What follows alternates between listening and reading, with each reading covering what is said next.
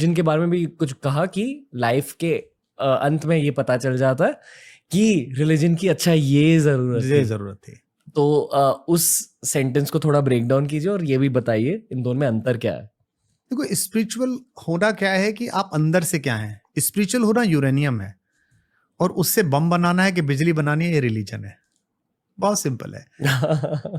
Okay spiritual सब हो सकते हैं, हर किसी रिलीजन के आदमी हो। जैसे मैं कहता हूं कि मैं इस रिलीजन में हूं तो मैं अपने आप को एक सेगमेंट में, एक ब्रैकेट में बांध लेता हूं और मैं कहता हूं स्पिरिचुअल हूं।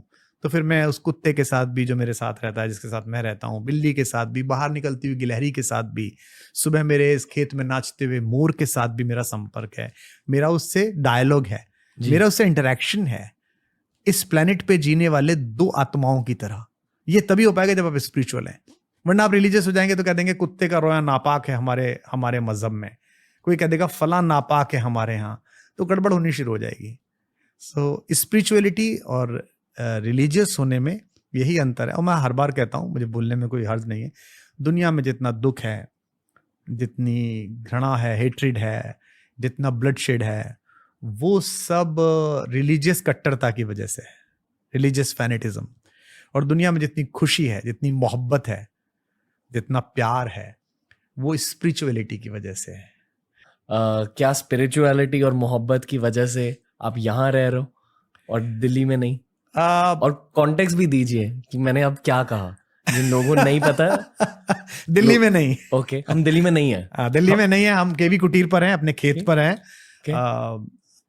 एक बहुत अंग्रेजी का प्रसिद्ध उपन्यास है far from the madding crowd, Thomas Hardy का। और एक वर्ड्सवर्थ की पोइट्री भी है, आपने सुनी होगी, the world is too much with us. तो हम जो मिडिल क्लास के लोग हैं, जो लोअर मिडिल क्लास से आए हैं, जिनके यहाँ सैलरी 1 तारीख को पापा की आती थी और दूध वाले का बिल, अखबार वाले के पैसे, हमारी फीस के पैसे जाते थे। इन सब को बहुत आकर्षित करता था कि बड़ी गाड़ी होनी चाहिए, बड़ा बंगला होना चाहिए और ऐसे पैसे होने चाहिए, मैं रोज कपड़े बदल सकूं, मैं लोगों को देखता हूं कैसे रहते हैं। इसके लिए आदमी जद्दोजहद करता है। मैंने भी एक सामान्य लेमैन की तरह जद्दोजहद करी, शो बिजनेस में गया, पैसा कमाया, घर अच्छा बनाया, गाड़ियां बड़ी खरीदी, बंगला बनाया। फिर अगर आप एक यूनाइटेड माइंड है, एक आप जागृत मस्तिष्क हैं जी, और जो तुम भी हो और अभी छोटे हो उम्र में, तो तुम्हें कुछ दिन बाद दिखेगा, तो तुम्हें पता चलेगा कि एक अच्छे दिमाग और दिल का सबसे घटिया काम है पैसा कमाना। वाह, मतलब एक बहुत ही स्लॉटर हाउस टाइप है यार। इतना खूबसूरत दिल था, इतना खूबसूरत दिमाग था, क्या काम में लगाया। बट सोसाइटी ऐसी हो गई है। हम जिस देश में रहते हैं, जिस हिस्से में रहते हैं दुनिया के, वहां सबको वो चीजें उपलब्ध नहीं है जो होनी चाहिए थी। साफ हवा, अच्छी सड़कें, ठीक अस्पताल। अगर आप कुछ ना कर रहे हो तो एक आपको छोटा सा इंसेंटिव 2000-3000 पाउंड का, जो दुनिया में दूसरे देशों में मिलता है। और आदमी सोचता है कि यार मैं कुछ सोचूं, तो वो फेसबुक बना लेता है। वो सोचता है नहीं यार मैं कुछ सोचता हूं, तो वो एप्पल बना लेता है, वो कुछ और बना लेता है। हमारे यहाँ तो यही जद्दोजहद है कि घर बना लो, छत होनी चाहिए, शादी हो गई, बच्चा देखो।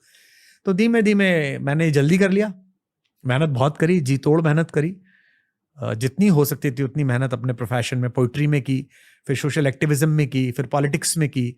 और वन फाइन डे मेरे को लगने लगा कि अल्टीमेटली तो ये सब छद्म है, ये सब धोखा है, इसमें लगे रहना चाहिए। ठीक है, दुनिया है,